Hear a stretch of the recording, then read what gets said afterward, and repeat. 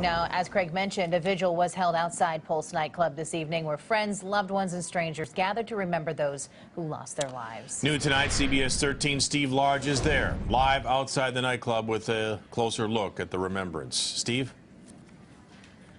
And we've actually moved now to the scene of where that vigil was held, and I was here for that and had a chance to see a real range of emotions, from people crying to embracing to really showing great strength, but they all came here to be together.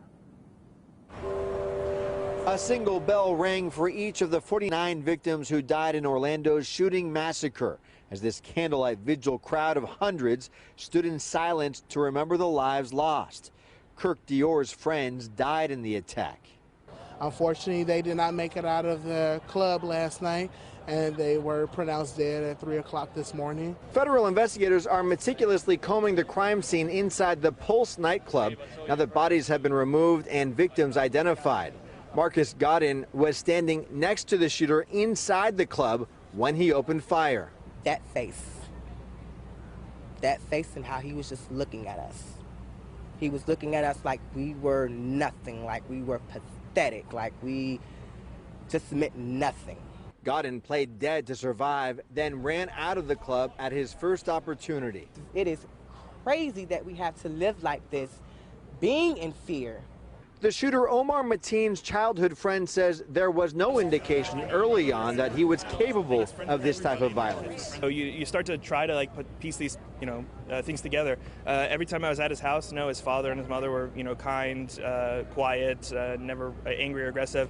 There were no political newspapers, there were no guns or gun magazines, anything like that in the house. The Orlando community is responding to the extreme attack with a commitment to grow stronger from such a senseless act. Let's continue to love, spread love. That's all we got to do. No hate. Love trumps hate all the time. There should be no reason to hate anyone. As you reported, one of the big developments tonight is the fact that these employees of Pulse have now told investigators that they believe that this shooter had been a customer at Pulse, at this gay bar, for several years. So there is now a question about, was he in fact living some kind of double life? Steve, we learned so much today, including the fact that the president apparently is going to visit there on Thursday. But I'm curious, do you have any inclination as to what tomorrow might bring there in Orlando? Well, I think one of the big things that police here locally had to overcome was getting all of the IDs, and they did that today. They have all 50 victims ID'd, and so now the concentration, I think, will move in a much more certain step forward towards exactly what went wrong that night. All right, Steve, a full day for you there. Go get some sleep. Live from Orlando, Florida. We will see you tomorrow with much more. Thanks very much for the live reports tonight.